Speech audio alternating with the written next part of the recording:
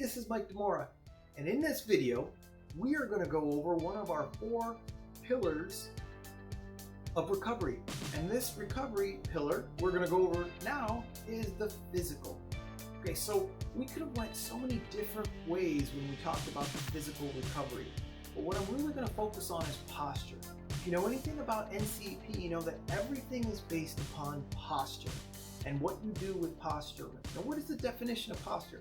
Posture is the way you normally hold yourself, the way you normally move, whether it's a moving posture, a static posture, it's the way you normally do things, right? So remember that if you are in bad posture and you normally hold yourselves a certain way, that means there are going to be muscles involved that are not quite right. What I mean by that is there's going to be some muscles that are always going to be tight and other muscles that are always going to be loose, right? Now, we use some more fancy terms for this. A tight muscle, according to Vladimir Yanda, the father of functional training, my hero, my mentor, you will know that he uses the term facilitated. A muscle that's constantly tight, constantly has too much neural signal is called facilitated. A muscle that doesn't have enough neural signal and quote unquote will be loose is called inhibited. So what we want to do is we want to identify what muscles on your body, when I say your, I mean your client, what muscle on your client's body are facilitated and what muscles are inhibited. Any muscle that's facilitated, we want to try to loosen, right? Or we want to try to release. Any muscle that's inhibited, we want to what? Turn on, or we want to get more neural signal there. So what we've done is we've broken the movements down into 3 quote-unquote postural dysfunctions. Now, I don't know how far you are on your training continuum, how deep you've gotten into your studies, and if you've even learned about postural dysfunctions. But I'm assuming that you probably have gone through the NCEP standard personal training certification. And if you look in one of our deeper chapters, typically it's chapter 14, you'll see our 3 postural distortion patterns. Let's go over the 3 just real quick so you get some kind of an idea. The first one we call rounded shoulder, forward head. Now, it's typical when your chin juts out, your head is forward and your shoulders are rounded. One of the things you can see is if your palms are facing backwards when you're standing there, that means you're going to have what? Rounded shoulders, okay? That would be our first pattern. The second pattern, some people call the J-Lo, right? It means your butt sticking way far out in the back, which means it's the anterior pelvic tilt. So your pelvis is rotated forward, your butt sticks out. That's going to be pattern number 2. Pattern number 3 we call pronation distortion. And these are the people that if these are my feet, their arches cave in, right? Their foot arches cave in. Oftentimes their feet are pointed out like a penguin, and the knees want to cave in. Knees want to cave in. This is called what? Pronation distortion pattern. These 3 patterns are specific to people who move in particular ways. We're going to teach a little bit about that by looking at the overhead squat. When a person does a squat, you'll see these patterns pop up.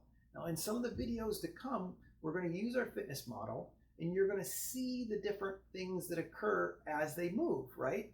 Now, if they have these postural issues, you know that whatever workout you place upon them, whatever stress you place upon them, they're going to have greater stress where? In the muscles that are already tight. If a muscle's already tight or already what Dr. Janda would call what? Facilitated, these muscles need to be released. These muscles need to have the neural signal go. Now, we have paired up with what we call a company called TheraGun. TheraGun, we are now training partners with TheraGun, exclusive training partners. We're the only personal training cert allowed to teach TheraGun in our curriculum. We take pride in that. Now, when we talk about TheraGun, what is it? Well, it's what they call a massage gun, percussive therapy. Let me show you. Something looks like this, right? And as you can see, it even has our little NCEP symbol on it, the whole 9 yards. Like I said, partners with TheraGun. What you do is you turn this on and you roll it on the muscle. So let me show you now, a little bit loud, but let me show you. And you put it on the muscle, right? You hold it there, and whatever muscle, okay, so whatever muscle is tight or facilitated, you use this, go over it at a specific length of time, and the muscle then will release. Now, if you use this consistently on your tight muscles, do you think it would aid in recovery? Well, absolutely it would.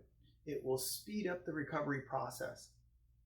So when we talked about some of the other folks, when they work out really hard and now all these muscles are tight and they're holding up so much stress in their muscles and everything's right, can you see we're using something like this? Using a massage therapy tool would release a lot of that stress. Well, it really does.